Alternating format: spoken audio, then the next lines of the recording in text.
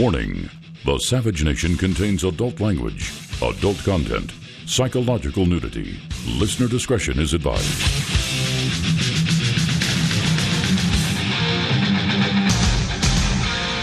And now, America's most exciting radio talk show, The Savage Nation, home of borders, language, culture.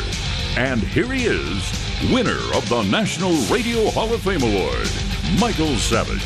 When the moon hits your eye like a big pizza pie, that's amore. I know you're all smiling because you know where my head's going already, but play a little Dino. Go ahead. Seems to shine like you've had too much wine, that's amore. Dino. Bells will ring. So watch how this works. Watch how this works. Sex is in the air. This is the most sex-crazed society the world has ever seen. There has never been a more sex-crazed society on Earth, so far as I can tell. Being a historian, I've never seen anything like this. I think even Rome, when it fell, was not as disgustingly degenerate as America is today. But, you know, sex, drugs, and rock and roll is an old story. We know that Hollywood was built on sex, drugs, and rock and roll. But there's one other element that Hollywood was built on, which is violence. I mean, without violence, there would be no Hollywood. And without us as the audience for this violence and the sex, there would be nothing. You see, we all love mob stories. And frankly, it's hard to admit it, but America is fascinated with gangsters. Whether it was Marlon Brando in The Godfather or James Gandolfini in The Sopranos as Tony Soprano, or it was Al Pacino playing a mobster, or it was the other fellow whose name I really do forget for the moment. I'm blocking it out right now. You know, the one who's always wanting to punch Bush in the face. I don't know his name. I forgot it. I used to like him as an actor. But we all loved him. I know, I was kidding. The other guy. But the thing is that universally true that people somehow are attracted to movies about gangsters. And the question is why?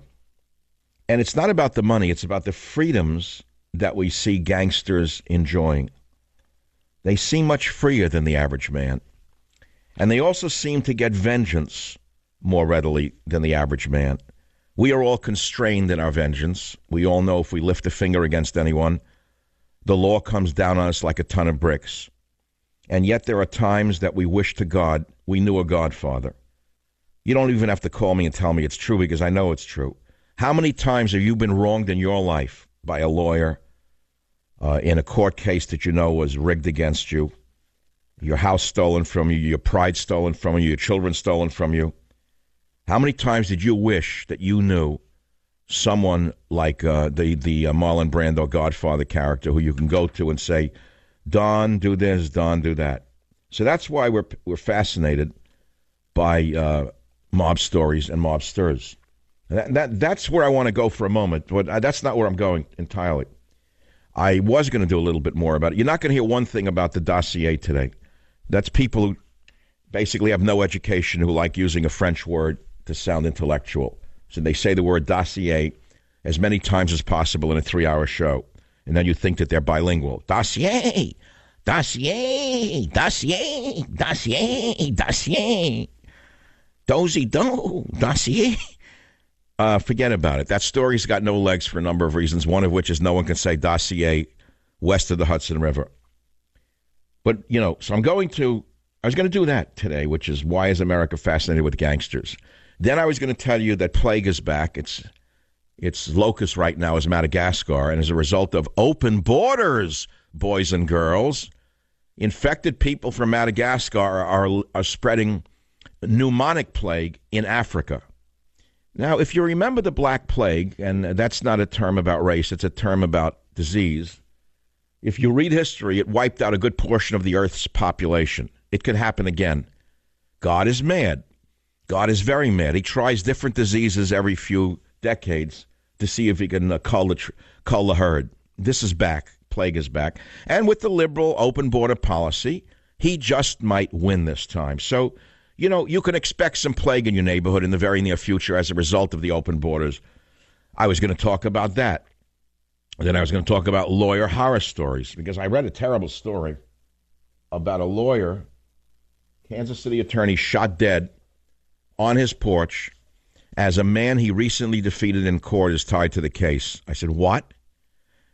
You see, they saw a white Chevrolet outside the lawyer's house after he was shot, and it was registered to a man named David Jungerman, who had recently lost a lawsuit to this lawyer. Jungerman is 79 years old, and he's not yet been named as a suspect. However, here's something you should know. The slain lawyer worked at the Fowler Pickett Eisenmenger law firm in Kansas, and they represented one of the two homeless men that this old homeowner, Jungerman, shot on his property in 2012. So in other words, this guy Jungerman comes out with a gun. Homeless guys are on his lawn. He's threatened by them. He shoots them. They're stealing copper from his property. They set off his alarm. The old man runs out, shoots them with an AK-47, and one of the homeless bum's legs are amputated because of the shooting. So the bum gets a law firm and sues the homeowner, winning $5.75 million against the old man. And what happened was this last Tuesday, a Jackson County, Missouri court served the old man an order that all of his real estate be seized to start paying off the debt to the bum and to his lawyer. So the lawyer, the innocent lawyer, Pickett, was sitting on his porch about 8 a.m. Monday morning, having just dropped off his two sons at their nearby school. Cops told the Kansas City Star. And his wife, a doctor, heard a noise, ran outside, and found the lawyer shot. And that's the story of a Kansas City attorney shot dead on his porch as a man he recently defeated in court is tied to the case. Again, it ties in a little bit to why is America fascinated with gangsters. So I was going to do that, but then something else popped up. I linked to a story about a pay-for-sex dating site in Paris that is being banned. And I said, oh boy, this ties it all together. You talk about criminality, you talk about sexuality, you talk about exploitation, you talk about self-exploitation. You see, French students with overdue tuition bills were going in droves to a sugar daddy sex site. And an advertisement, a billboard, went up near Paris Sorbonne and the Paris Descartes University promoting Rich Meet Beautiful, which connects young adults with wealthy men and women willing to trade intimacy for cash. And according to the ad, it says they promise romance, passion, and no student loans. Well, the ad, of course, instantly sparked a debate among students and officials who argued that the Rich Meet Beautiful service amounts to pimping. So they're trying to ban the billboard and the service, so to speak. So it led me to look into this a little bit because I realized that the pay-for-sex dating site in Paris that's causing such a stir is nothing compared to what's going on in America, because similar services are extremely popular here in America. There are about 3.2 million sugar daddy mommy babies, according to SeekingArrangement.com, here in America. And if you don't know what that is, it's students who want to pay off their tuition by selling their bodies, in essence. And I looked into this. I was stunned to find out which universities top the list of students who sell themselves basically as prostitutes. And I'm going to tell you about that in a few minutes. And I don't have a reason to explain it to you. I mean, you'll figure it out for yourself. But apparently this is a huge business. Now, while the pay-for-sex dating site in Paris caused outrage, here in America, Sugar Baby University still exists. So I then said, wait a minute, this story combines everything: sex, gangsterism, sin, a mental plague. And I said I was going to ask my audience the following question, which is this. And it's a very daring question, I admit, and I'm not sure I'm going to get any callers at all. I may go to anything except the dossier story. I'll leave that for those who love to say the word over and over again to sound sophisticated. I'm asking a simple question on the show today, the Savage Nation. Are you a sugar baby? Are you a sugar baby? Are you earning your money as a student, selling yourself to rich old men or women? And are you victimizing yourself, happily doing so? Nearly 1.2 million students are looking for a way to get out from underneath the crushing weight of student loan debt. And apparently there's an awful lot of people engaging in this kind of thing. If you think it's small, the United States has the largest combined number of sugar daddy and mommy relationships with 3.2 million people as of July 2016. Almost 500,000 daddies, 42,000 mommies, 466,000 sugar baby males. What? 2.2 million sugar baby females. These are selling their bodies, in other words. So it's a phenomenon. It's a social phenomenon. This is talk radio. This is not a boring college class in history or in something like that. It's a show. And that's it. Now, if you want me to get into the other subjects, I can do that. Like, why is America fascinated with gangsters? Do you believe in sin? See, it ties into my sin story. What is the worst sin you've ever committed? Or, if you'd rather get very prosaic, we could talk about where has the Las Vegas shooting story gone? Why is there no update? And why would the Vegas security guard Jesus Campos have fled to Mexico for a whole week? How could he have even done that with such a bad leg wound? That story stinks to high heaven. Or, if that doesn't attract your attention, old George Bush, 90-some-odd years old, confined to a wheelchair, has now been accused of sexual assault. This was the topper for me. I guess soon they will be accusing corpses of having committed such offenses. The very same sluts of Hollywood who would gladly perform any sex act with any animal in the streets of Hollywood to be seen by a photographer so they can make it to page 6 in the New York Post, and now screaming, "Oh, he looked at me and I know he wanted to touch me." And that old George Bush, "I love Obama, but I hate that old man because I was once near him," said an actress, "and even though he was in a wheelchair, his arm touched my buttocks. I'm just so hurt by it. I had to call Gloria, and Gloria's oh so busy these days she couldn't take my case." So we can go from the ridiculous to the sublime and then back again. I can talk about everything from the plague to sin to the sugar thing, lawyer horror stories, and all the news, views, and reviews that you've come to expect right here on the home of God, Faith, and Reason, Michael Savage. Join the Savage Nation. Call now, 855-400-SAVAGE, 855-400-7282. Savage. The Savage Nation is sponsored by Swiss America, the only company I trust with my financial future. Call 800-289-2646 or SwissAmerica.com.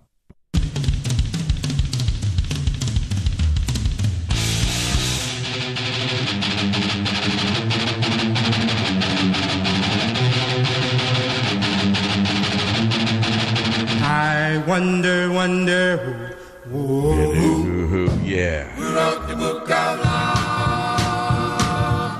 Tell me, who wrote the book of love? So we're doing melodrama today on the Savage Nation, a little socioeconomic melodrama.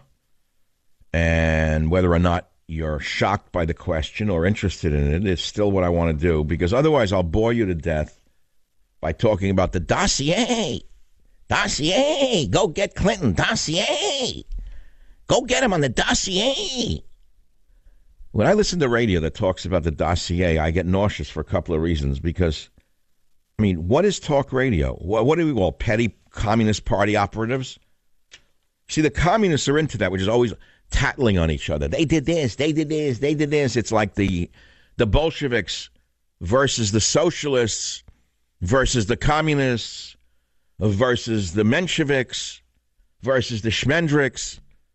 It's like living in the Soviet Union after the Tsar was knocked over, where all these splinter groups of left-wing parties emerged, fighting with each other for power. After the Tsar was gone, all of a sudden you say, oh, there was a Bolshevik revolution. What you don't know is numerous left-wing parties took over the country, and there was no order in Russia. And they started fighting, killing each other for power. This is exactly what's going on in the country today without the overt killing that's going on here. I was going to talk about that while the Tsar had power and no laws, the communists had laws and no power. Yeah, I just said that right. While the Tsar had power and no laws, he was a dictator, The communists had laws and no power because they had no power. I was going to talk about that today, but I don't want to talk about that today, even though I just talked about that today. Because if I start talking about dossier, Hillary did this, the FBI did that, dossier, go get him. Who are you talking to?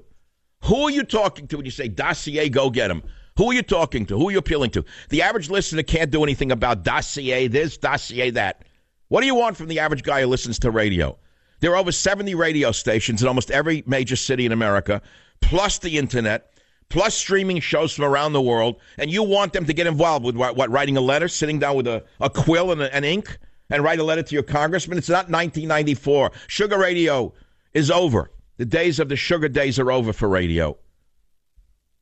George W. Bush. Now we're getting the nuts coming out of that. All I said was George Bush in a wheelchair is now being accused of harassment because the guy's partially paralyzed, you see, from a stroke. So when he lifts his arm to meet a stranger, the arm can only go up to about the level of the waist of the stranger. And it accidentally brushed a girl's buttocks. She already claims he raped her or molested her. Oh, my, I was so offended. I had to call Gloria, but she's so busy these days you can hardly reach her. Well, you know it's only a matter of time until everybody you know is accused. This is what went on in the French Revolution. All you had to do was say, j'accuse, and they cut your head off. You didn't have to have any proof. So I don't want those on the so-called conservative side, the patriots who love America oh so much, to suddenly become j'accuse, because then they're no different than the other guys, right? And you can sit there accusing when you don't even know the facts.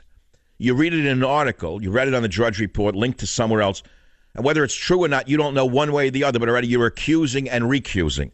And you want someone to step in and drop the guillotine on them, right? So you're no different than they are. That's what's getting me sick about the whole business that I'm in.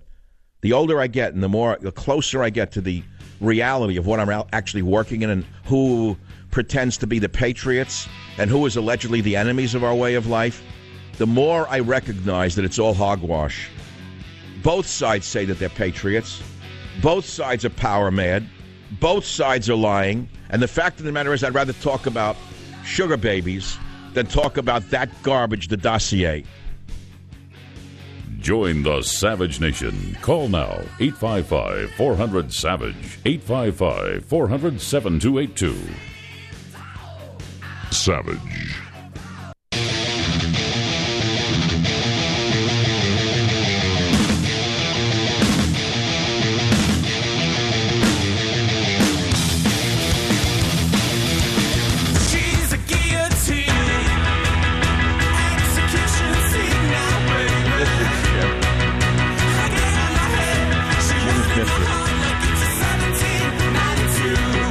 Why is America fascinated with gangsters? Do you believe in sin? What is the worst sin you've committed? Are you a sugar baby? And why are you victimizing yourself? Now, there are other questions I could ask, and I will. I'm not going to do this for 3 hours. I'll do other stuff, but I'm really interested in this whole question right now, and I want to take some calls on it. Kevin on WABC in New York, what's your topic, please? Good afternoon, Mr. Savage. Big fan. Listen to you every day. I don't see a problem with, a young girl in college trying to make it in his life and some old guy that's paying her for 5 minutes of work. What's wrong with that? She's trying to make it in life. There's nothing wrong with that. She's trying. Well, I can't sit in judgment, but I can ask you a question. Obviously, you're a young guy, right? Kevin, how old are you? I'm 23, Michael. Let's say you're 35 and you have 2 children, one of which is a daughter. Would you want your daughter to be a sugar baby prostitute? Absolutely not. But I don't classify that as prostitution. Oh, well, hold on now. You mean someone else's daughter can sell herself, but not your daughter? Is that what you're saying? That's what I'm saying, Michael. Well, wait, why should someone else's daughter do it and you see nothing wrong with it, Kevin? Yeah, but college is so expensive nowadays. 30 words, come on. But, okay, it leads to another question, and it's a very sensitive issue. Kevin, are you still there? I'm here, Michael. Do you go to college yourself? No, I went to trade school. I'm an electrician now. So, look, we're talking about girls who sell themselves on a site where an older guy pays them for their services, okay? And allegedly the girls are doing it for their tuition. We don't know if that's the issue. So you're saying prostitution should be legalized if it's consensual, in essence, aren't you saying that? I believe, absolutely. In the world in which you live amongst blue-collar guys, electricians, is it easy for you to go out and meet girls in bars? Very easy. And would you? I'm asking leading questions, and it's not like a trial. I'm not trying to nail you. No. Would you say that today, with the lack of morality, the girls are giving it away for nothing? They're giving it away easier because of all the social media and all the internet things too. Well, so you're saying, from your point of view of a guy in his early 20s, what's the big deal? The girls are giving it away for nothing. Why shouldn't they sell it? That's what you're saying. Yeah, exactly. I'm a big fan, though, Michael. You truly are. You're a great man, and you truly are. I'm not a great man. I'm just an older guy who's been around, who has some viewpoints that make sense. If that's greatness, well, thank you for the compliment. Kevin, you don't sound like a guy who wants to read God, Faith, and Reason, not if you're going to be working with electricity all day long and then going out to a bar looking for girls. No, I have no interest in the book, Michael. I just like your show. Oh, I love you. All right. I want to ask you something. Did you ever go, when you were a boy, your name is Kevin, are you Irish? No, I'm Italian. Did you ever go to church with your grandmother? I didn't hear you, Michael. Did you ever go to church with your grandmother when you were a little kid? I'll go to church usually on Christmas, things like that. No, when you were a kid, you only went on Christmas? Yeah. And you didn't believe in any of it, right? I don't really want to answer that on the radio, Michael. Why? Because you have family that listens to the show? Well, yeah, but it's none of the people who are listening. It's none of their business by doing that. No, I'm not trying to embarrass you. So you got a large group of people who listen to the Savage Nation, and they will recognize your voice, and you don't want to say anything about your faithlessness. No, I'll tell you what, Kevin, I'm going to send you a copy of God, Faith, and Reason anyway to give it to someone in your family who might appreciate it. Give it to them for Christmas. How's that? Thank you, Michael. There you go. So you got a stocking stuffer already. I hope it's a thick stocking that doesn't break very easily. That's going to be very interesting if the atheists and the cynics care about a book about like this. What they don't understand is it's not a book selling God, and I can't get into it yet. You're going to be shocked by what I... Oh, God, don't get me into this book right now, because there's a controversy that's going to emerge that they may run me off radio. They may tar and feather me if I tell you what I'm going to say at that time, and I'm saving it for the November period. You'll read all about it. Okay, let's leave it at that. Okay, so stay in the line, Kevin. Clint's taking down your number. He's got a pencil and a pad ready, Clint, because he was hoping some of the women would come and confess as sugar babies, and he had the pencil ready. But so far, there's not been one sugar baby who's called. But let's go to the two topics as they play together. The mob, gangsters, America's fascination with Tony Soprano, Godfather, whatever. All the characters, the Al Pacino gangsters. America is fascinated with mobsters for a good reason. And the good reason is that we're all powerless, and the law, unfortunately, doesn't often work for us. We feel that we get screwed in a court of law, and we lose even if we're right. And usually the bad guys win. Not always, but usually. If they have more money, they're gonna bury you. And then we get infuriated, and we want to get even. And so we go to these movies which fantasize some divine, fair-minded gangster who doesn't deal drugs, he kisses babies, he's a nice guy, he's family-oriented. They eat loads of veal parmesan on Sunday with the grandchildren. He goes to church. He supports the church. You know, the fantasy that doesn't exist. So we go to the fantasy created by the Harvey Weinsteins about gangsters. I mean, when you think about who produces these movies, everything's a fraud. Virtually everything we see in the movies is fake, which doesn't mean we don't enjoy them. They're called entertainment for that reason. The problem is that when they start philosophizing and you believe them, then you're really in trouble and you're really screwed up. In other words, if you believe that there's such a gangster in the world, okay, you're living in fantasy. So if you actually believe that, you're living in fantasy. So where does that leave us? It leaves us in the everyday world. That's all. Here we got okay, this is good coming now. What I'm going to lead to now is to the politicians, who are not different than gangsters in many ways, other than the politicians generally don't use muscle that I know of to get their way. But they're just as corrupt as most politicians. Most politicians are just as corrupt as mobsters. We all know that for a fact. And some of them are smoother at it than others. And as I said yesterday, and I will say it again, I don't think it's that controversial a statement, but it's worth repeating for the sake of today's discussion on the program, that while a criminal has a gang of soldiers, a nation's leader has an army of soldiers. Now tell me what the difference is. If you don't have to point it at Trump, because it doesn't just apply to Trump. It applies to any president we've ever had, whether it is a fair-minded Middle Westerner like Harry Truman, who dropped 2 atomic bombs on Japan, killing hundreds of thousands, right? Okay, you could say that's a pretty big gang, the U.S. Air Force. You want to go into that viewpoint, you can. Now you got the situation of what we're talking about here. So you see what I'm getting at here. Where does it end? Tell me where that line is between a statesman and a criminal. I don't know where that line really is. And I think as America gets more and more as we devolve more and more with the lying media that makes everything up. I mean, Trump called it fake news. He was 1,000% right. However, where is the real news? If everything on the left is fake news, where is the real news? Tell me what the real news is. You mean those of us on the other side are all real? We're all honest? We're all Boy Scouts? We all have a halo? We're all good? That is such garbage. You have no idea. And let me tell you something else. You're not going to like what's coming in 2018.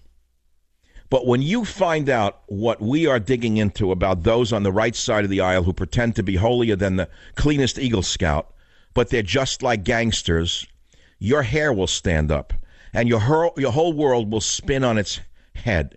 I'm only going to hint at what I'm talking about. But as I speak, you're going to find out about, quote, conservative cartels in the media.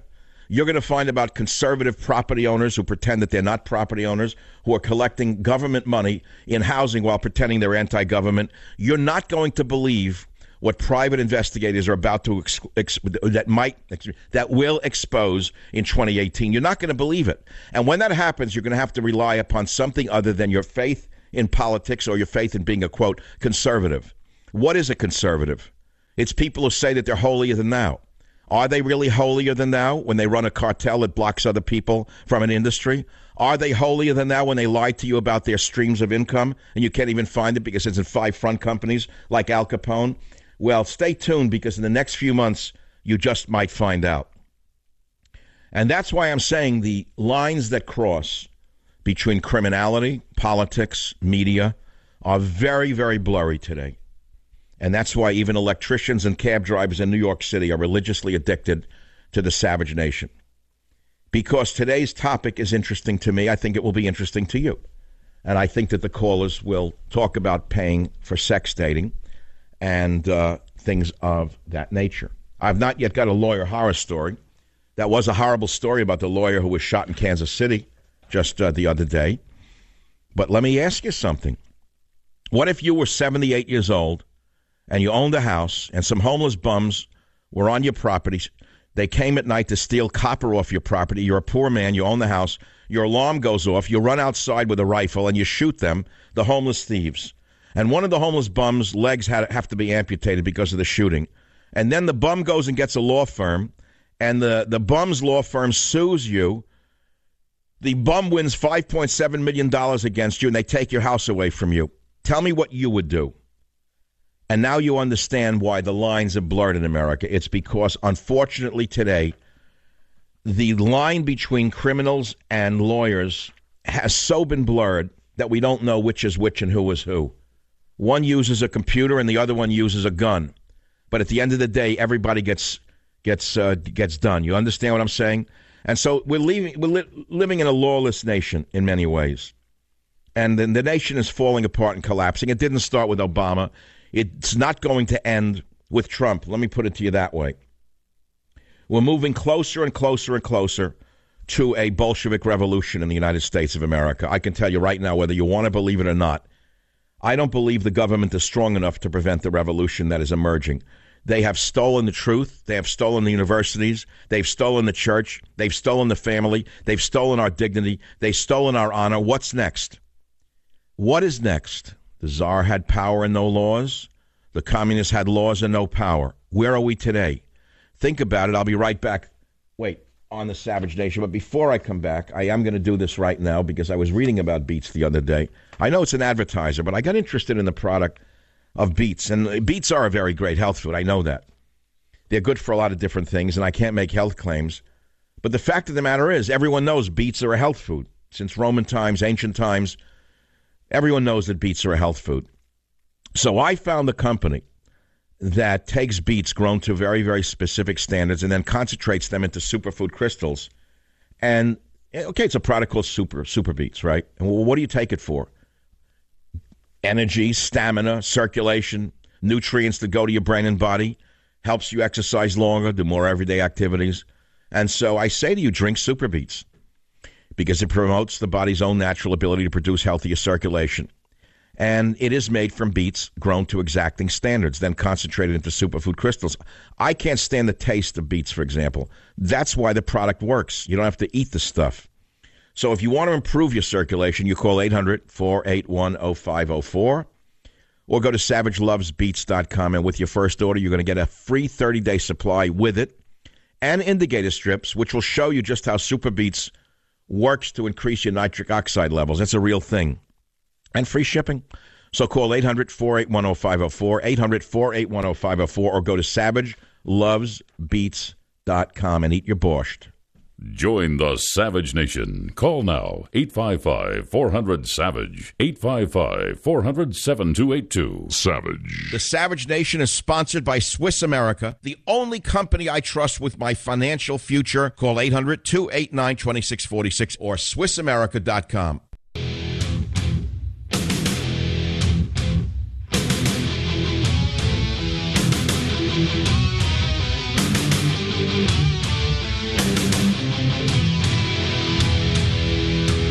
Hey, let me ask you something. We're going to get back to the sugar thing in a minute, but why would God care about politics?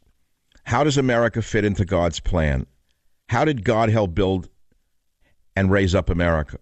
How has turning away from God led to a national decline? You see, you thought the God book was only about fuddy-duddy religious stuff. You're 100% wrong. It's all in God, faith, and reason, which you can buy on barnesandnoble.com right now. Now let's go back to something that the Bible wrote about, which is prostitution. WABC, Mike, you were a what? Hey, Mike. Savage. I'm 28 years old. I went to school in South Jersey. Things didn't work out for me there. I kind of got in with the wrong crowd. I went through a real bad breakup. I'm originally from North Jersey. I was kicked out of school and never really wanted to go home and could never face the music. So I started working down in Atlantic City. I had a couple friends down there. I could spend nights on their couches here and there. But I worked at a popular bar down there. And every weekend I would always happen to meet a bachelorette party, women there on trips, things like that. And I would end up spending the weekend with them. We would have fun. It would be for the weekend, and, you'd never see him again, but it would be, at the end of the day, it was an empty feeling trying to... Wait, you would work the girl parties as a paid escort? Is that what you're saying? No. I worked security in a casino where it was a very popular place. Yeah, but wait, the board says you were a male sugar baby. Is that true? Yeah, I would call myself that. I would work at night, and I'd work a couple days a week, and when these women were down there, I would spend the duration of their trips down there with them. They'd take me out to dinner. I'd spend weekends in lavish hotel rooms. But wait, so they didn't actually pay you money. It was sort of a soft prostitution. Yes. Yeah, there was never... Well, they never gave you a couple of $100 when you went home? No, I never went home, actually. That was So in other words, when you hung out in their hotel rooms, that was your home. Yeah, exactly. And today, what? You're a nuclear physicist at the Lawrence Livermore Laboratory with 6 children? No, I'm happily married now to the girl that... Oh, good. You see that? There you go. We have a wonderful story to tell on the show. That is a beautiful story. I'm telling you, it's a really great story. You actually told us a great story. Join the Savage Nation. Call now, 855-400-SAVAGE, 855-400-7282. Savage.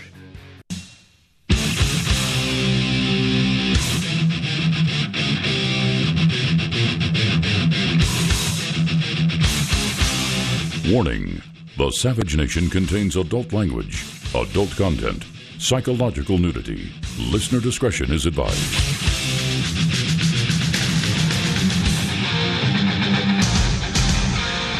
And now, America's most exciting radio talk show, The Savage Nation, home of borders, language, culture. And here he is, winner of the National Radio Hall of Fame Award, Michael Savage.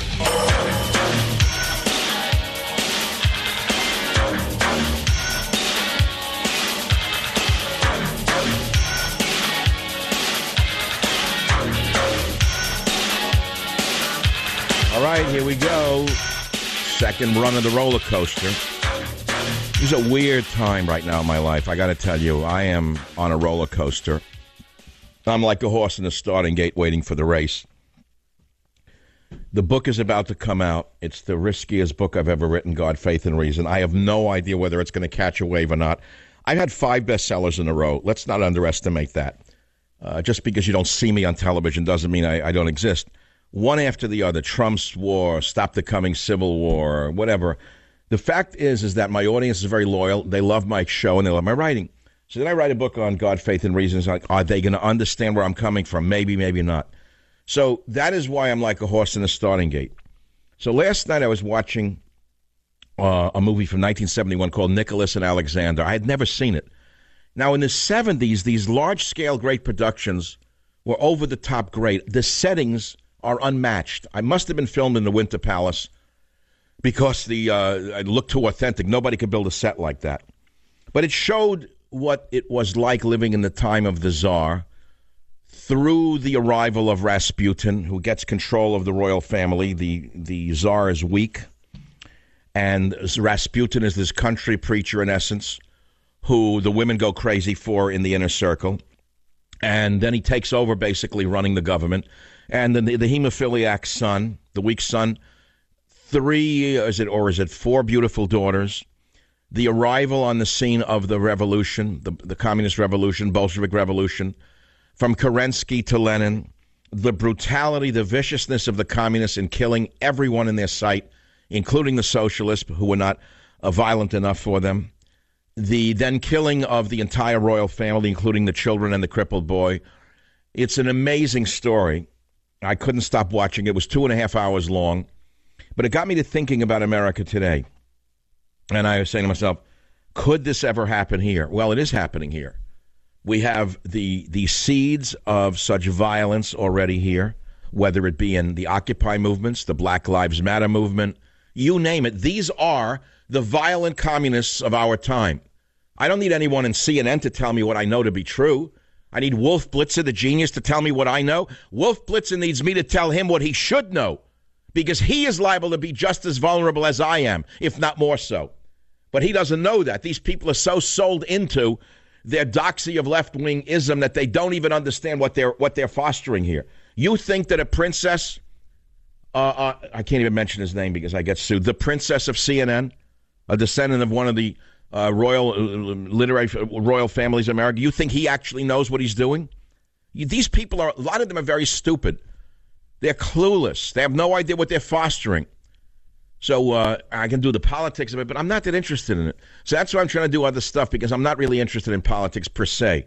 Of course I am. It's the mainstay of my show, but it's not to the exclusion of every other factor in the life, because at the same time this goes on, the nation is melting down in every other way you can imagine, whether it be the morons on the ball field taking a knee. Oh, they're real victims.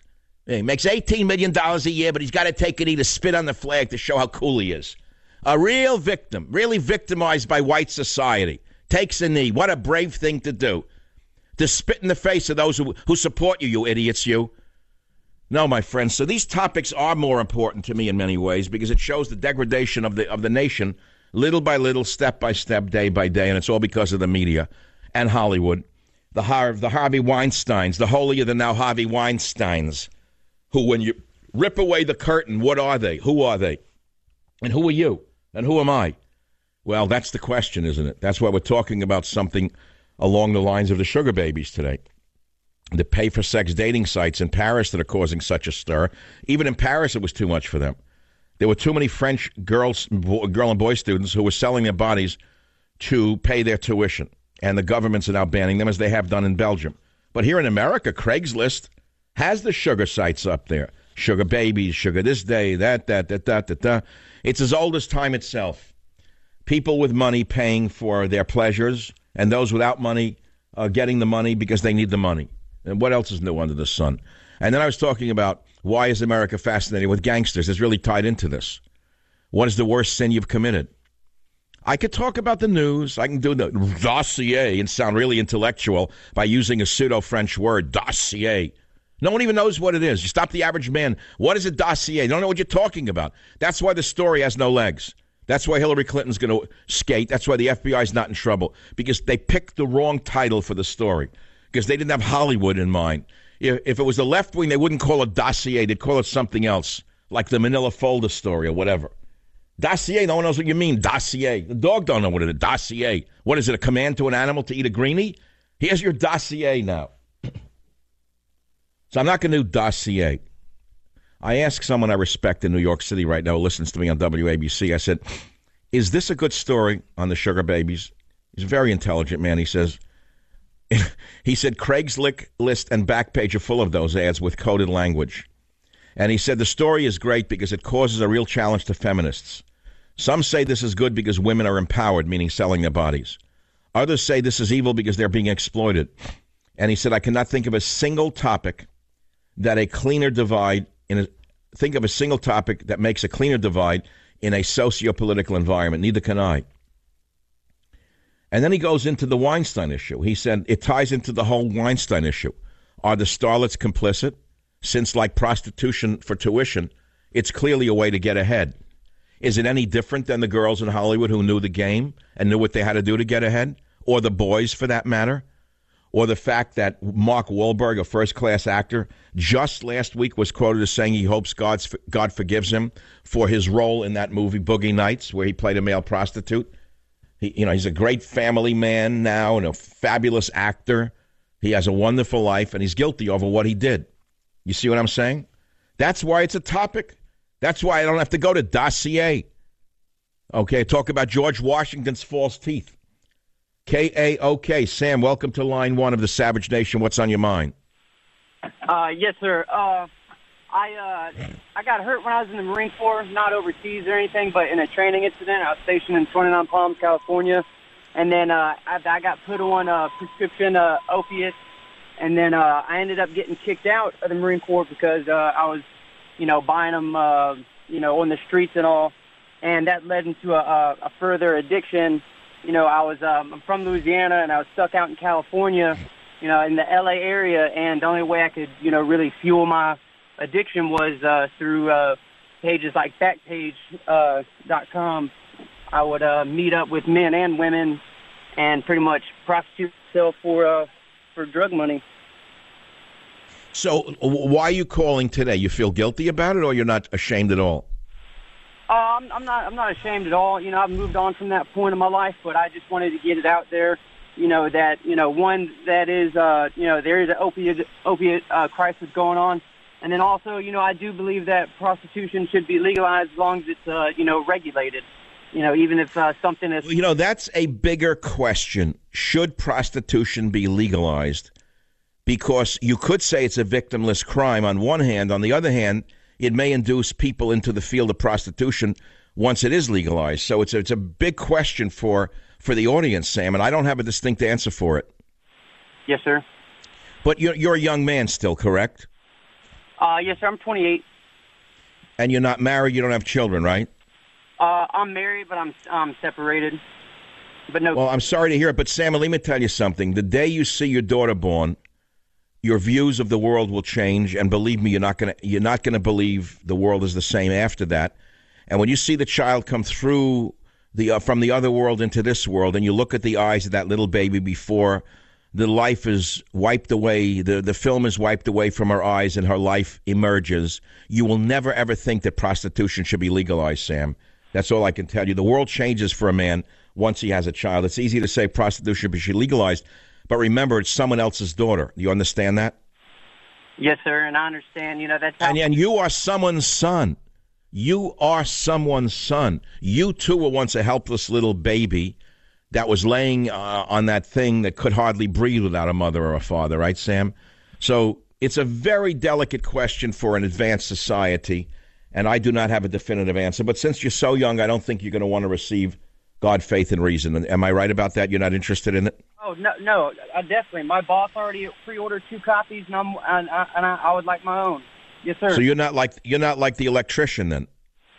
I'm a hard-working American trying to make America great again. I do plant work. There you go. So you're perfect then. It doesn't mean that just because you're not an oldster, you're not going to read God. Good. I'm sending it to you. Stay in the line. Clint, we got another customer there. Take down the name and number and send it on to the publisher.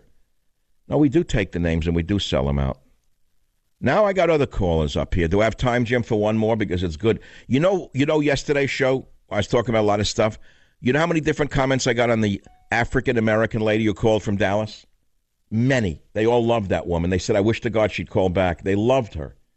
And they loved her because they never hear anybody like that. The media makes you think every black is a gangbanger or some low. I'm telling you, they couldn't believe that they heard a woman like her on this show. I got many, many friends who emailed me about her. It was amazing.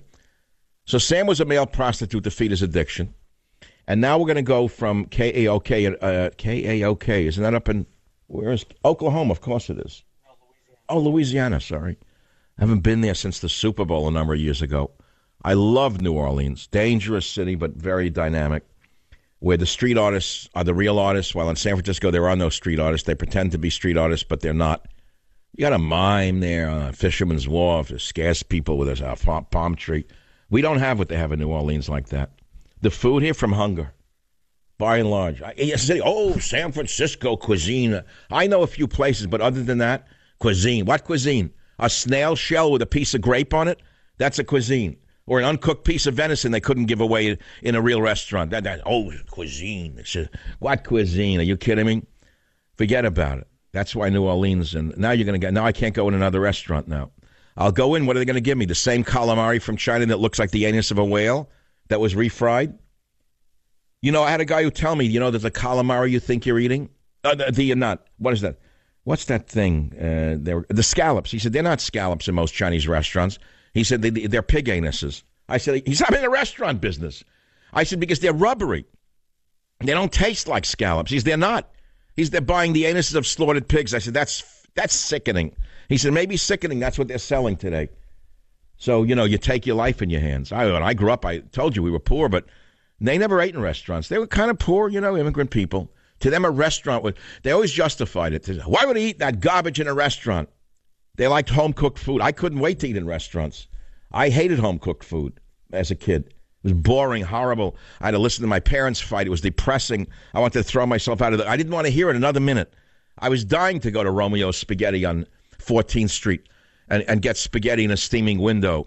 Did I ever read that poem to you? I'm going to drift now into When Pasta Was Spaghetti. Maybe we should play that when I come back, just as a treat. I'm in a good mood. Something's wrong. I don't know what's wrong with me. I feel too good. I'm really worried because usually when I get into one of these states, the next day is a collapso. I told you I'm in a very strange state of mind. I got to play with it because I'm like a horse in the starting gate, and that gate has not gone up yet. All right, I got to run along. I'm short. I'll be back. Join the Savage Nation. Call now, 855-400-SAVAGE, 855-400-7282. Savage. The Savage Nation is sponsored by Swiss America, the only company I trust with my financial future. Call 800-289-2646 or SwissAmerica.com.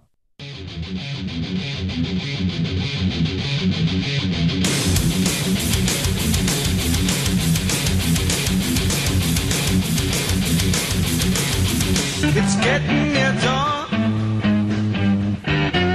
When nights close the tired eye, I'll soon be with you, my love. Give you my dawn surprise. Yeah, right, of course. I got the blueberries, but no hill. Welcome back to this.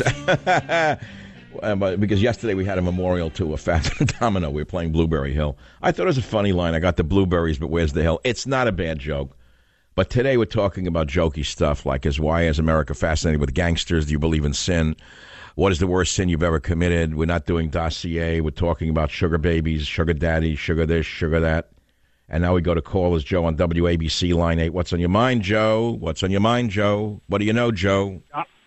Dr. Savage, it's a pleasure. I just wanted to mention something about what do you think Corker and Flake, who are they in this big, if you were to look at the administration and the whole Republican Party as a big mafia, are they like the Barzini and the D'Italia family? Who? You mean only the Republican Party or both parties? Oh, it's all one big. Well, I don't know that they're overt criminals. I do know that if you watch the gangster movies, which are written by pretty intelligent people, they always say, who do we own in the newspapers? Who do we own in City Hall? Who do we own in Congress? I mean, it's a well-known fact. What do you think a lobbyist is? What is a lobbyist? What does it mean, a lobbyist? They're going with bags of money or a trip to Haiti, a trip to Dominican Republic or whatever, or women, and they're buying favors to get their contracts, their grants, their fake solar mills built in the desert. That's what it's all about. No, I understand totally, but I'm looking at this. How is this playing out right now? You've got Corker and Flake sitting there, and they're talking about Trump and how they're going to leave. The minute you say Corker and Flake, the steam goes out of my engine. The air goes out of my balloon. I'm not interested in Corker and Flake. They're moderate left-wing Republicans of a George Bush style. They're irrelevant right now politically because the country is so divided. The country is so polarized, extreme left, extreme right, that guys like the middle of the roaders are finished, as far as I can tell, on both sides, Joe. We're going to have the Bolsheviks versus the statists. It's that simple. And they're not one. And they're by the way, they're not one and the same. People think they are. They're not. Because if you're saying that you're a conservative, tell me how you're not a statist. What does that actually mean? I believe in freedom. I believe in individual rights. Yeah, right. Look into your own life. We'll see if they believe in freedom and individual rights and competition. See what they do to starve competition in the radio industry. You'll find out how much of these phonies really believe in freedom and individual rights. And let me tell you something. When 2018 comes around, it's going to be a blockbuster of a story about many of these freedom, liberty-loving conservatives are no different than the people that they pretend to hate. You'll find out, and you'll make up your own mind. No one is above the truth, myself included. Savage Nation, home of God, faith, and reason. Back in a minute. Join the Savage Nation. Call now, 855-400-SAVAGE, 855-400-7282. Savage.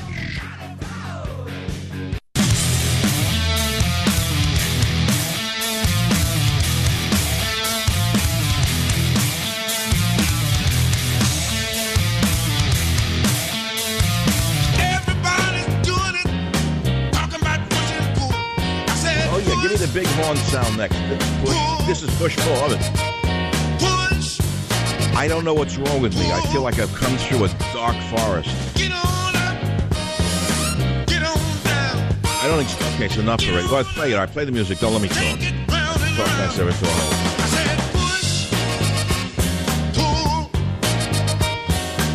You know what we love about the movies when you think about why we glorify gangsters and stuff? Because you imagine you're there.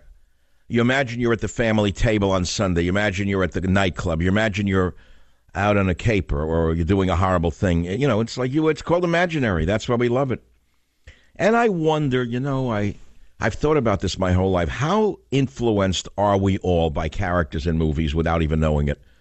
Subtly, overtly, some of us, let's say, completely copy an entertainer. That's true so much. You see that with a lot of the women, the young girls copy, let's say, Britney Spears at the time or one of the others. They try to be like them. That's obvious. But how many of we adults, even we adults who claim to be immune to Hollywood and claim to be on the other side, how many of us are playing a role? What role are we playing? Who am I playing? I mean, I'm asking myself that question because my father may rest in peace. I got to go back to this question I'm not debasing the man. He was a great man in his own way. But I know he grew up on the Lower East Side of New York. Although he was a Russian immigrant and Jewish, he was not religious at all. He didn't believe in God. My mother was God-fearing. He used to say things to me that as a little kid, I couldn't believe what he was saying to me. I say, Dad, is there a God? He said, let me tell you something. He said, when I die, you could throw me in a garbage can. Now, if you're 4 years old or 5, and your father says you could throw me in a garbage can, that's a pretty horrible image. But that's what he said to me. I didn't even know what he meant. He meant he didn't believe in anything. He was a complete and total cynic and a realist. Because he grew up in the mean streets of New York, and he saw what it was all about. If you're 9 years old and you have to be driving a cart with a horse on it to make a living, which he did at 9, I couldn't believe that story. Like he was on a cart, a laundry cart with a horse on the Lower East Side of New York, and the horse got away from him, and it pulled him, and he couldn't control it. He fell off the laundry wagon. A spike went through his foot. There was always like a thing in his... I never knew where the scar came from. So he was around the Italian gangsters, the Jewish gangsters. He was a very honest man. He wouldn't take a dime that wasn't his. He believed in the truth above all else. He was very much like the Robert De Niro character in the bus driver story. I forget, This Boy's Life? No, not This Boy's Life.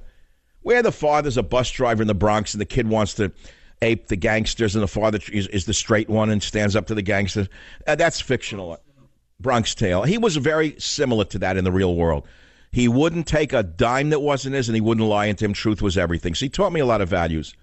But the point is that I believe, looking back, and Dad, I hope you're not mad at me, he wore the fedoras, he wore suits, he had to look a certain way. He had to conform to the look of that time to look like a tough guy, or else he would have been stepped on and thrown on a subway track. In other words, he had to play a role. Do we all play a role? A kid who's a tough kid from Texas, real tough as iron. Let's say a natural John Wayne, a natural Clint Eastwood type. He goes into the Marines. Is he playing a role, or is he just a tough kid? And when he gets in the Marines, what role is he playing?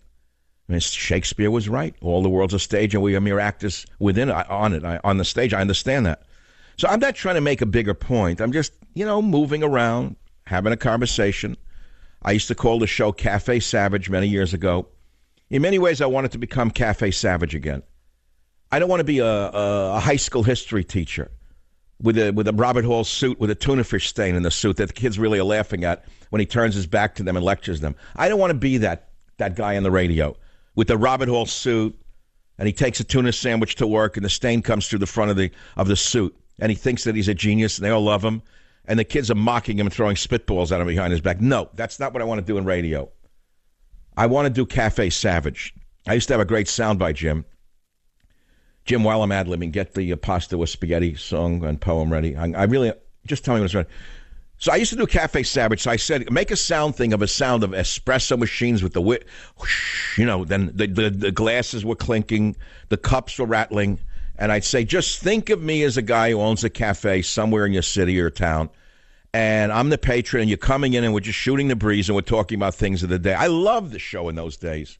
And then what's happened is, I think we've all become so impressed with ourselves and how important we are that we're changing the world. Well, it is true I changed the world. I helped elect the president. My son said that at my party.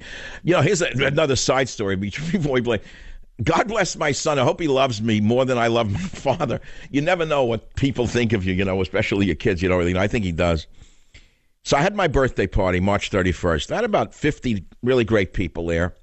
And we had 2 filmmakers, really top-flight documentary filmmakers. I just got the other day 1 hour of raw footage of the party. There was Nick the Fisherman.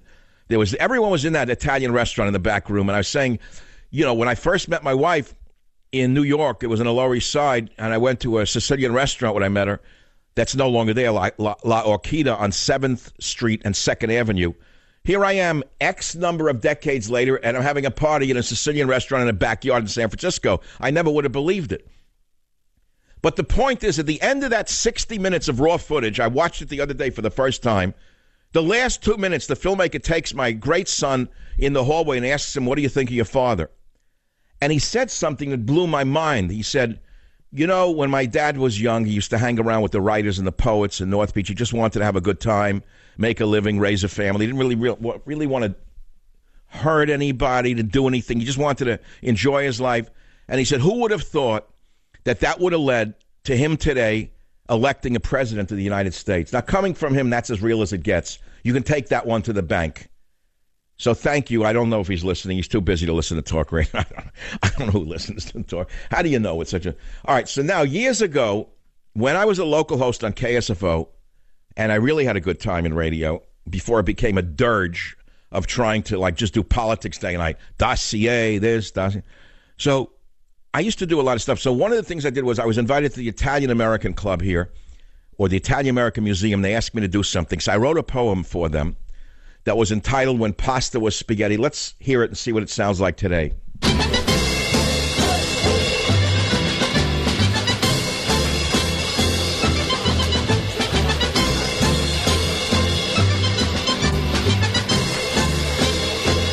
We're playing Italian music because I have a treat for you. I found the poem When Pasta Was Spaghetti in my archives. It was written, let's see, Michael Savage, August 1985, written in a lightning storm at 40,000 feet over Cheyenne, Wyoming. When I thought the plane was going to crash, I wrote When Pasta Was Spaghetti. So here it is, whether you like it or not, all right? So you liberals get ready to sneer, and you sane people get ready to enjoy it because it's a wonderful poem. So play the music again. Go ahead.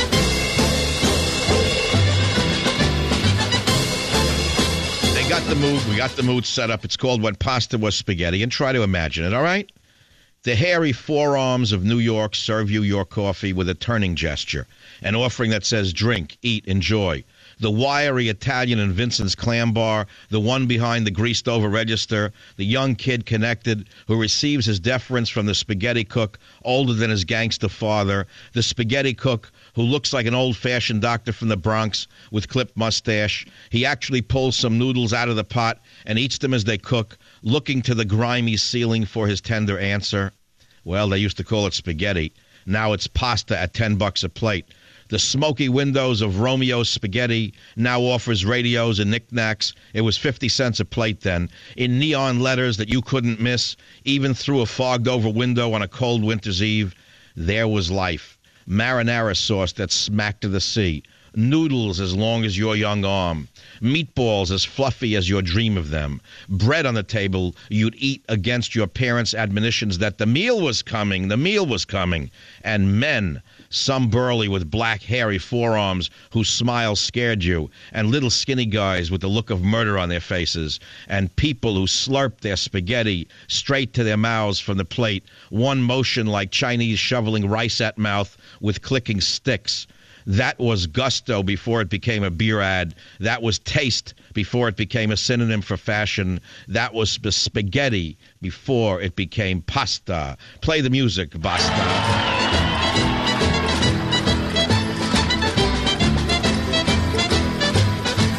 Good. I'll do that for private readings for $100,000 for my favorite charity, which is the Poor Relief Society. It's good. It's still good. I listened to it. Now, I didn't cringe. You know, you listen to yourself sometimes. Say, oh, what was that? No, that I like. I would book that act. I like that guy who wrote that poem in that plane, in the lightning storm, at X number of feet over Cheyenne, Wyoming, when we thought the plane was going to crash. There's more to that story that comes to mind, by the way, and I could get into it in a minute if you're not too bored. In those days, like in 1985, if you thought the plane was going to crash, you'd say, stewardess, give me 2 more of those little bottles. And they'd come over with a smile as the plane was shaking and give you 2 more little bottles of whatever you were drinking. Now, sitting next to me was an elegant Chinese lady who would not talk to me the entire flight. I tried to strike up a conversation, not like, look, I'm not a Harvey. I wanted to have a conversation. 2 first-class seats. I was on the way to a book tour. I don't know what I was doing. I tried to talk with her. She was well-dressed, highly educated. You could see that. She wouldn't answer me. I figured leave her alone. Okay, she doesn't need a seat companion bothering her. So, all right, now we're in the storm, the plane's shaking. I get the drinks. I start to drink. She figures this guy's crazy altogether, but he's not afraid. He's fearless, or he's nuts. In either case, she suddenly grabbed my arm, and she starts rattling away, talking to me. And as the plane settles down, she tells me her life story. And it turns out she's the CEO of one of America's major fashion retailers. But more interesting to me was the fact that when I told her I was into herbal medicine, I was on a book tour about a herbal book I had written. She says, well, it's interesting. My grandfather or my grandmother, I don't remember which, was one of the most famous Chinese healers. And it was a whole story. It just shows you how things work out. And that's the end of that story. Nothing more came of it. All I'm saying to you is that somebody up there is controlling some things, not all things. And I believe at the end of the day that we have free will. I totally don't believe everything that happens to us happens because God reaches. He's so busy, he got nothing. He figures he gives you a stroke. He didn't give you a stroke. Things happen. But we have free will. We have a mind to think. God set the whole thing in motion. He created the whole deal. This planet, our solar system, this and all the other universes, all of the stars were created by God. But at the end of the day, these little specks called humans have free will. And we can hurt people, we can heal people, we can love people, we can hate people, we can be a healer, we can be a killer, we can be an entertainer, we can be a jester. And that's all I want to say at this time. Join the Savage Nation. Call now, 855-400-SAVAGE, 855-400-7282. Savage. The Savage Nation is sponsored by Swiss America, the only company I trust with my financial future. Call 800-289-2646 or SwissAmerica.com.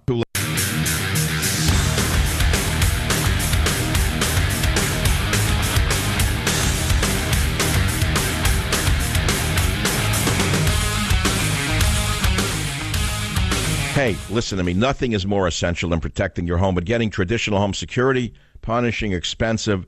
There's a better way to protect your home with Simply Safe Home Security. Why don't you ask anyone locked into a long-term security contract? They're on the hook for 3 years, paying $45, $55 a month. Or why don't you ask someone who has had a system hardwired into their walls?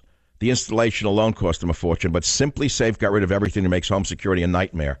Simply Safe has no long-term contract. There are no obligations. This is award-winning home security, better, smarter home security.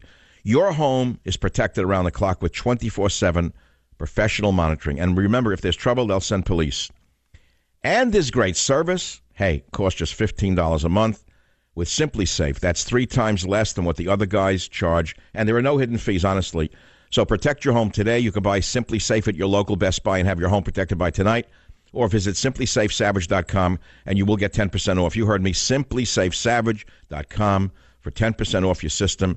Simplysafesavage.com. Now on to the callers as this hour comes to an end on the Savage Nation. Helen, line 5, WABC, what's on your mind?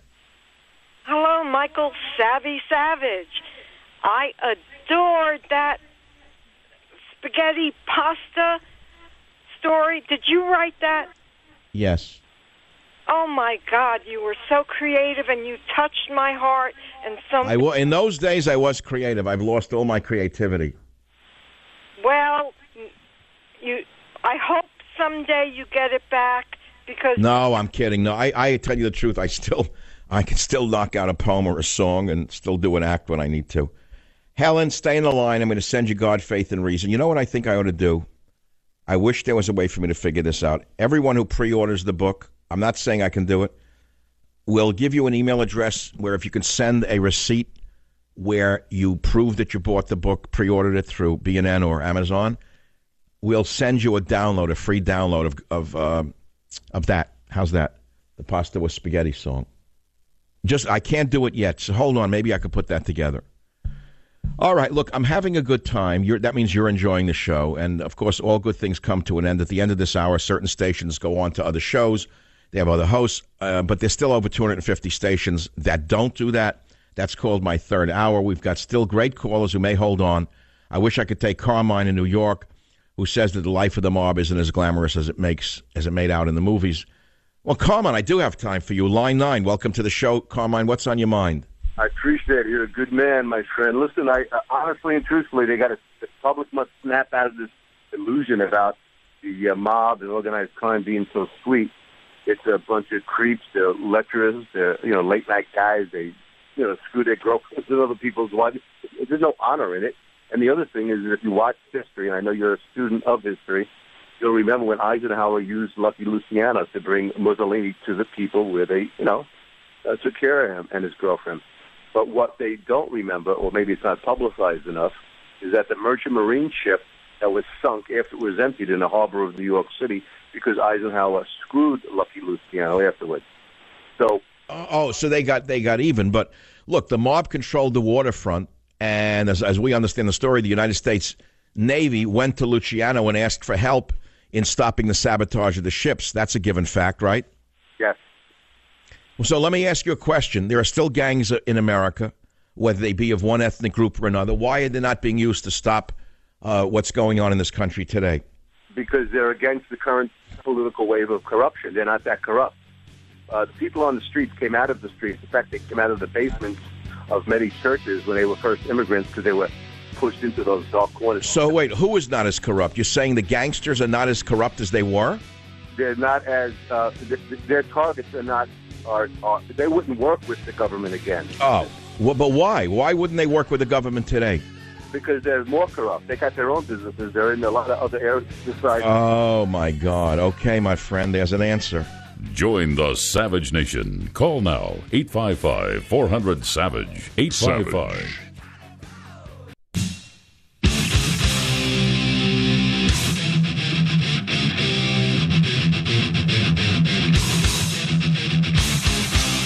Warning, the Savage Nation contains adult language, adult content, psychological nudity. Listener discretion is advised.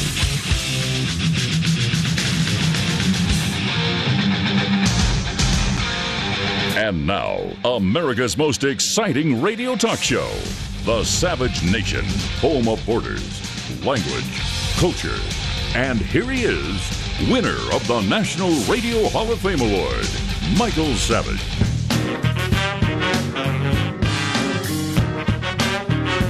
Big sound of the Savage Nation.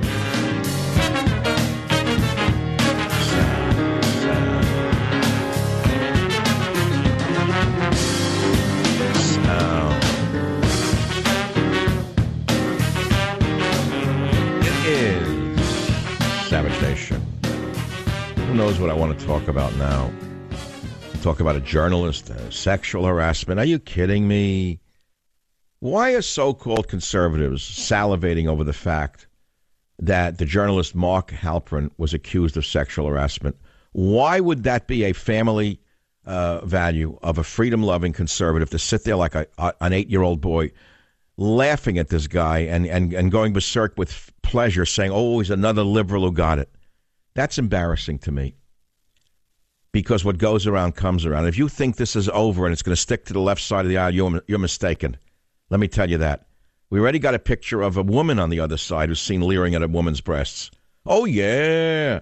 The Miss Holier than Now, Ellen DeGeneres, is seen leering over an actress's breasts. It's right on the front of the Drudge Report. Go look. It's disgusting. She holds herself up as everyone's America's sister. So, this is not over. This is a witch hunt. Some of it is true. Some of it is made up. Some of it's just greedy lawyers who should be put in prison. But it's far from over.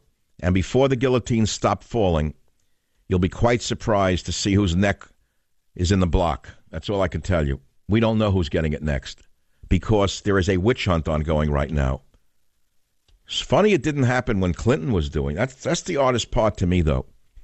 When Clinton was actually not looking or touching or thinking or suggesting, when he was actually doing an intern, do you know what these very self-righteous people were saying? They're shenanigans. Oh, yeah, look back, get the tapes. Eleanor Clift, the great journalist, so-called at the time. Fake presidential historians. Come on now, it's just shenanigans. All of the self-righteous phonies, shall I say liberal in front of it, go ahead, make your day. Just shenanigans of Bill Clinton. Now every actor, every reporter, every teacher, every priest is suddenly facing a guillotine. Who knows how much of it is true? And who knows how much of it is just 15 minutes of fame from over the hill? What do I know? It's a reality. Who knows what's real a person's life? So, okay, now Trump. I almost got through a whole day without even saying the words. That's pretty amazing. 2 straight hours without a T or a P on it. Pretty amazing. I don't know if I want to go back to what I was doing, which was that. But I got so many callers I have to. But before I do, let's play a few sound bites. Gloria Steinem, a woman above everyone, cleaner than everybody. Gloria Steinem is chiming in. Where'd they dig her up from? Which crypt did they pull her out of? What was she on, a crypt in Staten Island? Okay, let's play Gloria Steinem in clip 4. They opened the crypt in Staten Island, and out came Gloria Steinem. Here she is. Part of the problem, if you'll bear with me for a minute, is advertising, because advertising supports television, and therefore television rewards the number of hits, and that made him a television star, even though watching him was like watching a traffic accident.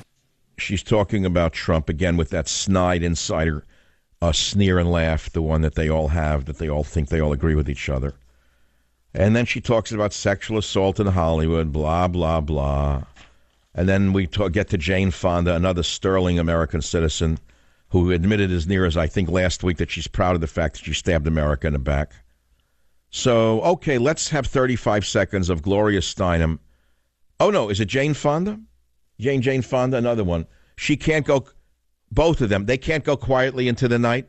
They can't shut their mouths. They're like the Nancy Pelosi's of the entertainment world. They can't shut up.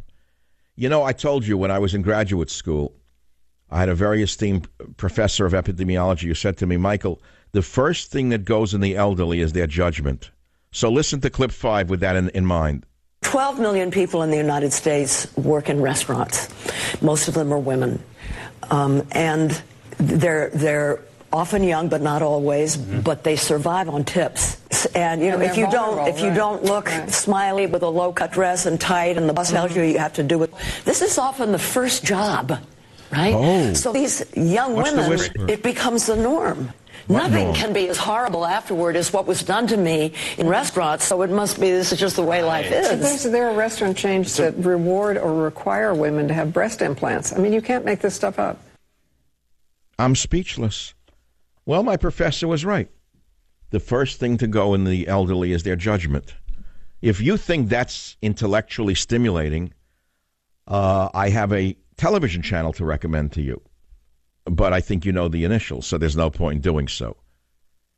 What do you mean 12 work in restaurants and they wear tight skirts for tips? What is that about? What is she saying? That she looks like a dog in a tight skirt and she wishes she was young and could put on a tight skirt again, which she wore when she was young before she became a raging feminist? Or Jane Fonda, who made her name as a sex symbol, as Barbarella, and now that she's over the hill and looks like a prune that was left out in the Arizona sun, now suddenly she's against women who wear tight skirts. Are they joking? That's the way it is. This is one man's opinion. That's all. Phil on WABC, what's your topic? Go ahead, please. Hey, Michael. Indulge me, if you will, until I get to my main point, which is that there's no honor among thieves. And I'll do that in a minute or so. But I have to mention, you had the chicken barley soup was up to here before when you talked about the pig's anus. Anyway, I wanted to mention two things quickly. Hey, hold on. Wait. Pig's anus? What chicken barley soup? Yeah. Suppose you stumbled upon an Antifa or a BLM rally. No. Whoa. You said I mentioned the pig's anus, which are being substituted for a certain type of seafood. But what does barley soup have to do with it? Well, it's just a guy who smoozes from New York. He uses that expression. I never heard that one. Okay, so what's your main point? Because time is short. Okay, main point. I'm saying to you a couple of quick things. You spoke about everybody wishing they had a godfather, and you referenced a few actors and movies, and I wouldn't want to glorify the mob either. That's a very tough life indeed. But if you ask me in a pinch who I'd rather have on my side, a gangster or some shyster lawyer politician, I'd take the wise guy 9 times out of 10. Because I'll tell you one thing, George Carlin, no conservative was he, but do you know whom he believed to be the lowest scum on the planet? The answer, federal prosecutors. So hence you have Comey and Mueller, 2 low-life PC libs, if ever there were 2. And no, the real bad one is Weissman. Weissman, who has done things to people, destroyed companies, according to everything I've read, has done more damage to individuals than you could imagine, according to the reports that are coming out, and he's unknown. And yet he's one of the most vicious of prosecutors who ever existed. So what are we going to do about it, though? We're going to sit here and complain about it. We could say it from today until kingdom come. Are they ever going to go away, do you think, Phil? I don't think so. Is that Weissman? Is he the one that's underneath the Attorney General? I don't know who he's underneath tonight, but I know he's underneath someone. I mean, Sessions. I don't know. I don't know who he's underneath. Got to ask his psychiatrist that question. Who's the biggest sin? Let's do a sin job. Government as the mob? I don't know. Easy to move from stripper to hooker? Okay, that's boring. Okay, let's take WABC. Andrew, line 4, you're up on the Savage Nation. Batter up. My Uncle Mike, not Mike Savage, but Mike with the vowel at the end of his name. Hold it. We're breaking up here. Clinton, you got to fix this for me. I'm sorry, we can't take a call because when they hold a long time on a cell, the signal breaks up as the car moves to another place. Then when I get around to them already, they're invisible. Blah, here we are. So now there's nothing better. Did you give me the piece on Maxine Waters in her years at Fannie and Freddie? Do I have it? Yeah, I got to do this because here it is. It's very important you know this story. I don't know if you know this, but in 2010, Big Mouth Waters was charged by the House Ethics Committee, accused of helping a bank in which her husband owned stock secure federal bailout funds. This was in August of 2010. We are talking about the same Maxine Waters, who today does not stop with her big trap, screaming about nationalists, right-wing Nazis. Anyone who supports Trump, she calls a Nazi, a right-wing nationalist. And you know what? I'm getting fed up with it. So what we're doing now on the Savage Nation is alerting you to Maxine Waters' own house of cards. And I refer you to The Hill from August 10th, 2010, Rep. Waters charged on 3 counts. You'll not believe the story when we get to it, either later or tomorrow, and I hope you will circulate it until eventually Maxine Waters understands that there's much more to everyone's life than meets the eye. Join the Savage Nation. Call now, 855-400-SAVAGE, 855-400-7282. Savage. The Savage Nation is sponsored by Swiss America, the only company I trust with my financial future. Call 800-289-2646 or SwissAmerica.com.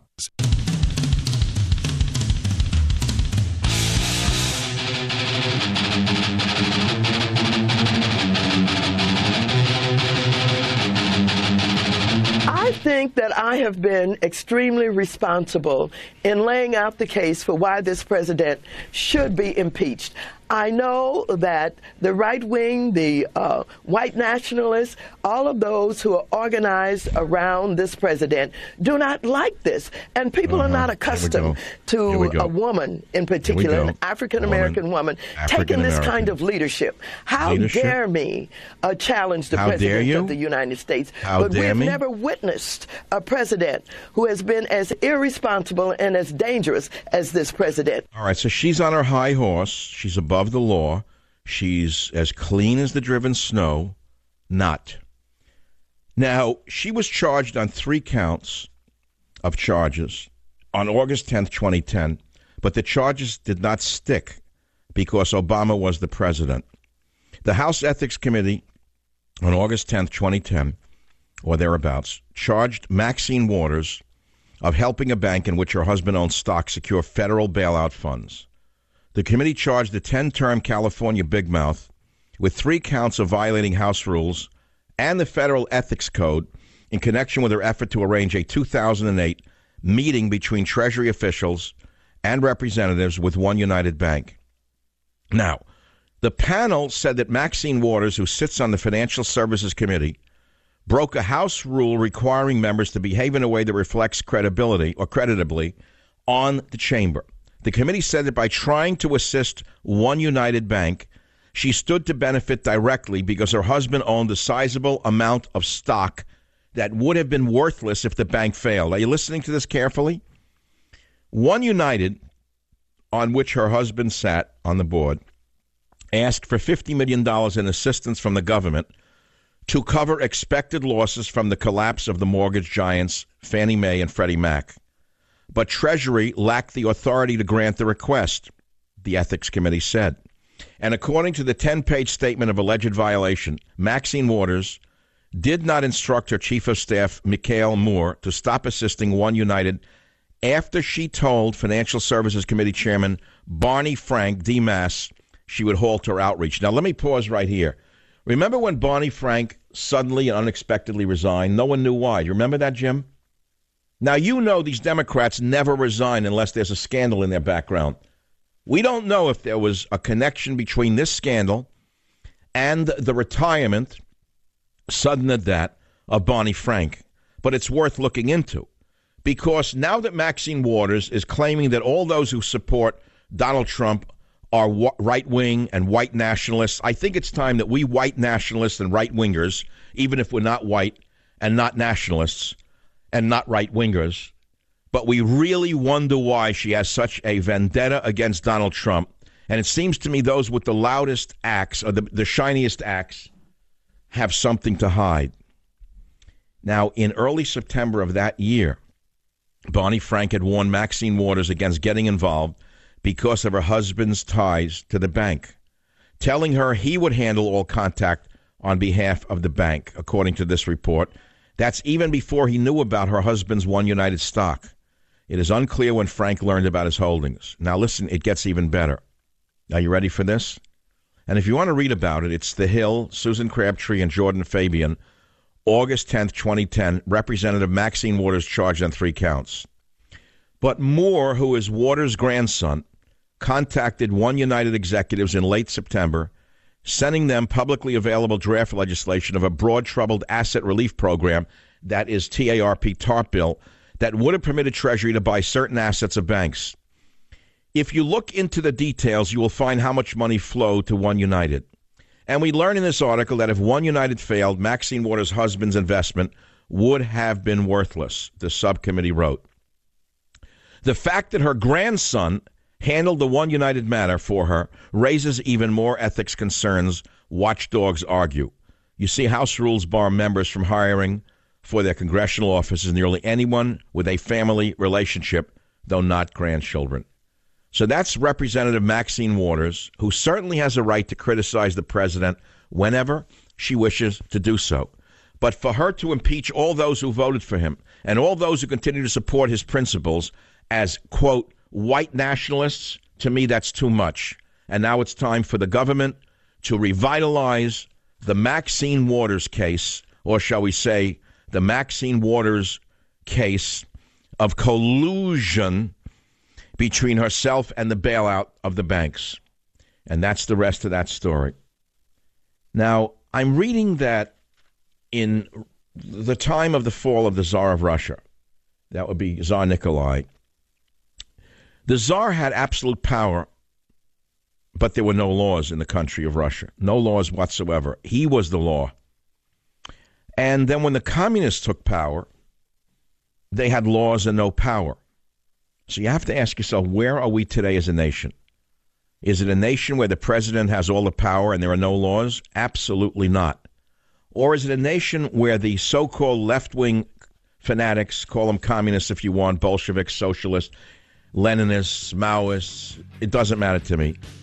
Do they really have any power? Or are they just trying to use laws to exert their power?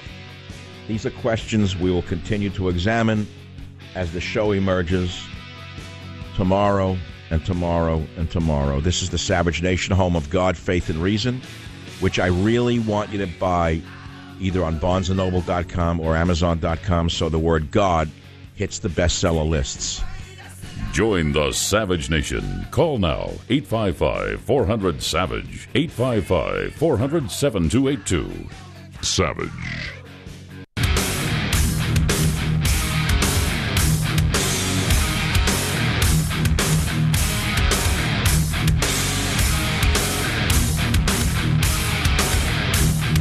So we're doing melodrama today on the Savage Nation, a little socioeconomic melodrama.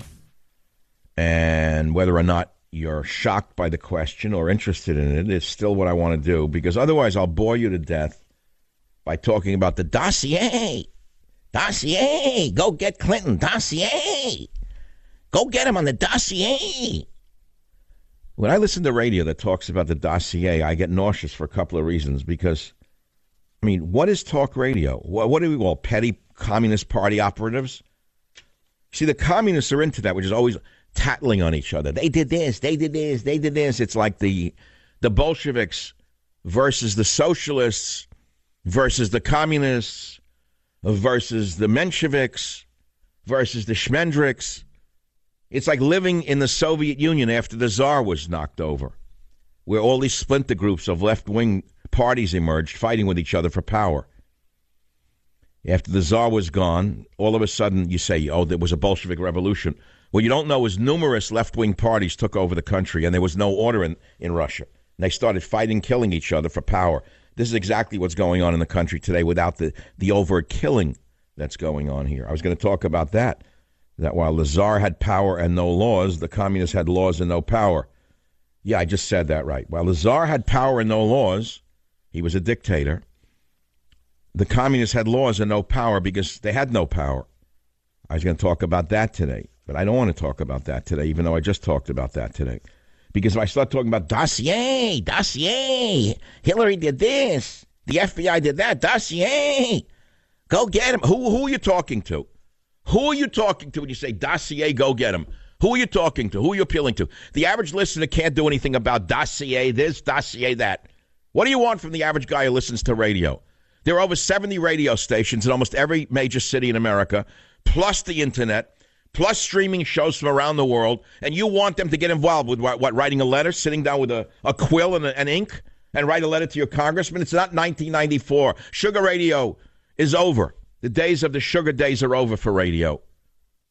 So I don't want those on the so-called conservative side, the patriots who love America oh so much, to suddenly become j'accuse, because then they're no different than the other guys, right?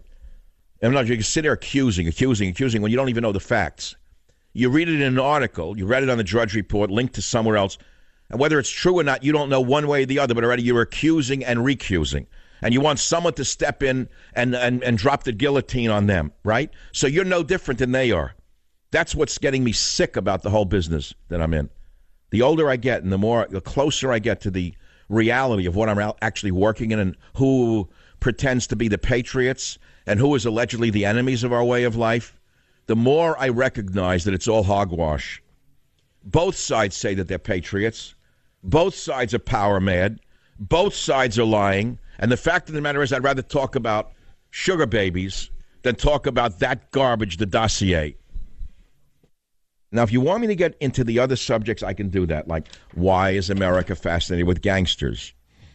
Do you believe in sin? See, it ties into my sin story. What is the worst sin you've ever committed? Or, if you'd rather get very prosaic, we could talk about where has the Las Vegas shooting story gone? Why is there no update? And why would the Vegas security guard Jesus Campos have fled to Mexico for a whole week? How could he have even done that with such a bad leg wound? That story stinks to high heaven. Sex is in the air. This is the most sex-crazed society the world has ever seen. There has never been a more sex-crazed society on earth, so far as I can tell, being a historian. I've never seen anything like this. I think even Rome was not as disgustingly degenerate as America is today. But, you know, sex, drugs, and rock and roll is an old story. We know that Hollywood was built on sex, drugs, and rock and roll. But there's one other element that Hollywood was built on, which is violence. I mean, without violence, there would be no Hollywood. And without us as the audience for this violence and the sex, there would be nothing. You see, we all love mob stories. And frankly, it's hard to admit it, but America is fascinated with gangsters. Whether it was Marlon Brando in The Godfather or James Gandolfini in The Sopranos as Tony Soprano, or it was Al Pacino playing a mobster, or it was the other fellow whose name I really do forget for the moment. I'm blocking it out right now. You know, the one who's always wanting to punch Bush in the face. I don't know his name. I forgot it. I used to like him as an actor. But we all loved him. I know, I was kidding. The other guy. But the thing is that universally true that people somehow are attracted to movies about gangsters. And the question is why? And it's not about the money, it's about the freedoms that we see gangsters enjoying. They seem much freer than the average man. And they also seem to get vengeance more readily than the average man. We are all constrained in our vengeance. We all know if we lift a finger against anyone, the law comes down on us like a ton of bricks. And yet there are times that we wish to God we knew a Godfather. You don't even have to call me and tell me it's true because I know it's true. How many times have you been wronged in your life by a lawyer in a court case that you know was rigged against you? Your house stolen from you, your pride stolen from you, your children stolen from you. How many times did you wish that you knew someone like the Marlon Brando Godfather character who you can go to and say, Don, do this, Don, do that. So that's why we're fascinated by mob stories and mobsters. It's very easy to glorify criminals, which this society does through the media, which is why we love to hate the media. We watch the movies about criminals. Somehow we live through it, and then we go out of the movie theater or leave the TV room, and we live in the real world where this devastation occurs. It's very, very difficult to tell you that we must not glorify criminality at any time. On the other side of that line are the police, the detectives, who prevent this from spreading even further in the United States of America. People you may not even know interdicting drugs, stopping the poison from spreading. We already have an opioid crisis now. Remember I covered the family, the Sackler family that controls OxyContin? Remember that story? I didn't spend a lot of time on it, but I said something in passing that should not be ignored today. I said, and you thought that the Crips and the Bloods were the most dangerous drug dealers in America. Remember I said that? You know that the major pharmaceutical companies are probably more dangerous than the cartels in terms of what they do to the society, in terms of their marketing, in terms of the poisoning of this country. This is not to say that all drugs are poison and that all medicines are not great, are harmful. I didn't say that. But when you see a single family controlling OxyContin and the devastation that this drug OxyContin has that continues to occur, you have to look beyond the criminal cartels. And then you ask yourself, they're on the boards of every museum in the world. So how different is it then than the overt murderous drug dealers to those who own the pharmaceutical companies, for example, that peddle these dangerous drugs? These are questions that many of us who think are asking. And then you ask yourself, why does the government do nothing about it? When Donald Trump came to power, one of the things he said he would do was do everything he could to stop the opioid epidemic. Remember, he went up to New Hampshire where it's devastated one community after another. I see a lot of MS-13 gang members being rounded up. I don't see any people in white shirts and ties being taken out of glass buildings in New Haven, Connecticut, for example. Say glass buildings. I'm using a metaphor, a pharmaceutical company. So what do you do in a situation like this? You try to keep yourself away from it. You try to keep your kids away from it. You try to get your kids involved with sports. You try to tell them that drugs are a road to hell and death. And would you be successful? Maybe. Who knows if you're lucky? Is there any single answer that gives you the answer? No, if I had it, I would put it in the bottle and sell it to you. I don't have an answer. I know that sports generally will keep a child away from drugs. Generally. That works. Not always. Sometimes doesn't. I get it. But you got to give children something, some other outlet. And you can't glorify that life. Ask the black guys who are reformed gangbangers, who are in these communities around America trying to save the next generation from going down that road. Ask them what they have to do to keep the kids away from that very attractive life, where the guy who's selling that poison has the big car and all the girls. What do you think a little boy 10 years old is going to think about them when he sees his father breaking his, if he still has a father at home, or his mother, more likely, going to 2 jobs or 3 jobs? What is he going to think? In order to make his mommy happy, he's going to have to become like those bad gangsters down the street. It's a very tough world that we're living in, particularly for those in those communities. You get it? But, so I was going to do that today, which is why is America fascinated with gangsters? Then I was going to tell you that plague is back. Its locus right now is Madagascar, and as a result of open borders, boys and girls, infected people from Madagascar are spreading pneumonic plague in Africa. Now, if you remember the Black Plague, and that's not a term about race, it's a term about disease. If you read history, it wiped out a good portion of the Earth's population. It could happen again. God is mad. God is very mad. He tries different diseases every few decades to see if he can cull the herd. This is back. Plague is back. And with the liberal open border policy, he just might win this time. So, you can expect some plague in your neighborhood in the very near future as a result of the open borders. I read a terrible story about a lawyer, Kansas City attorney, shot dead on his porch as a man he recently defeated in court is tied to the case. I said, what? You see, they saw a white Chevrolet outside the lawyer's house after he was shot, and it was registered to a man named David Jungerman, who had recently lost a lawsuit to this lawyer. Jungerman is 79 years old, and he's not yet been named as a suspect. However, here's something you should know. The slain lawyer worked at the Fowler Pickett Eisenmenger law firm in Kansas, and they represented one of the two homeless men that this old homeowner, Jungerman, shot on his property in 2012. So in other words, this guy Jungerman comes out with a gun. Homeless guys are on his lawn. He's threatened by them. He shoots them. They're stealing copper from his property. They set off his alarm. The old man runs out, shoots them with an AK-47, and one of the homeless bum's legs are amputated because of the shooting. So the bum gets a law firm and sues the homeowner, winning $5.75 million against the old man. And what happened was this last Tuesday, a Jackson County, Missouri court served the old man an order that all of his real estate be seized to start paying off the debt to the bum and to his lawyer. So the lawyer, the innocent lawyer, Pickett, was sitting on his porch about 8 a.m. Monday morning, having just dropped off his two sons at their nearby school, cops told the Kansas City Star. And his wife, a doctor, heard a noise, ran outside, and found the lawyer shot. And that's the story of a Kansas City attorney shot dead on his porch as a man he recently defeated in court is tied to the case. Again, it ties in a little bit to why is America fascinated with gangsters.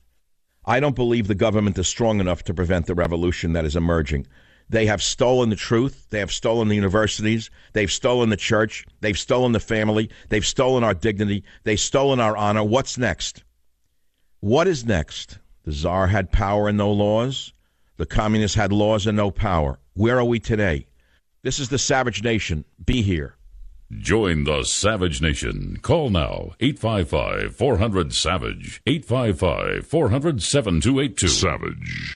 The Savage Nation is sponsored by Swiss America, the only company I trust with my financial future. Call 800-289-2646 or SwissAmerica.com.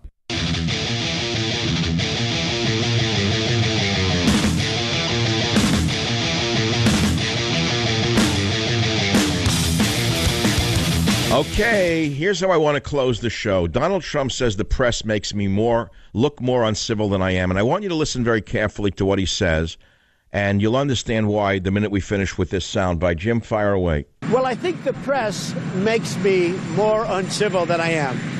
People don't understand. I went to an Ivy League college. I was a nice student.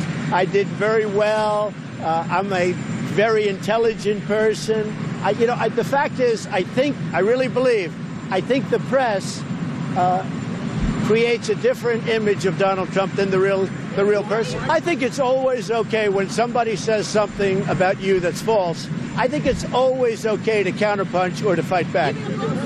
He's 1,000% right.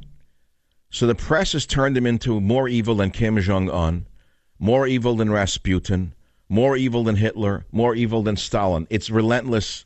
They're feeding on each other's lies. They're believing their own lies. they are, in essence, engaging in a mass hysteria. I know because I have experienced the same thing for these last 20-some-odd years that I am on the radio. They try to dismiss me as a right-winger or as a white nationalist when they are 1,000% wrong. That's number one. They try to dismiss my many years of work as a conservationist, my many, many years of work in nutrition when the field was hardly known, my many, many years working in alternative medicine, whether it be in herbal medicine, homeopathy, or nutrition itself. That doesn't exist because why? Because I am not politically acceptable to the solentarists of the left who think that they control everyone's mind. Well, maybe they do. Maybe they control your mind, but they don't control the reality of Michael Savage. I am far more diverse or versatile than you would believe, number one. And tell me how the book God, Faith, and Reason fits into the nice little box that they have created for me. The stereotype, the right-winger, the white nationalist, the fascist. None of those terms are real. But once they create them and once they start to eat them and digest them, they turn it into a reality of its own. And then they start to believe the lies, and as they have done to me and others in the media in order to smear us. By typecasting us, they are doing to President Trump. And they're doing it to him not because he is any of the villainous things they say, but because he is undoing their agenda that they thought they had wrapped up like taking of the Bronx 1, 2, 3. No, they're not getting Pelham 1, 2, 3.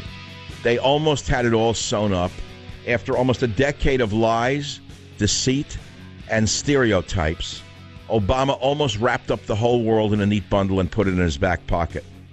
And she was going to be the one who finished off the Bull of America. And then along came Donald Trump. And now you know the rest of the story. He's 1,000% right. Watch out for stereotypes, because you may be next.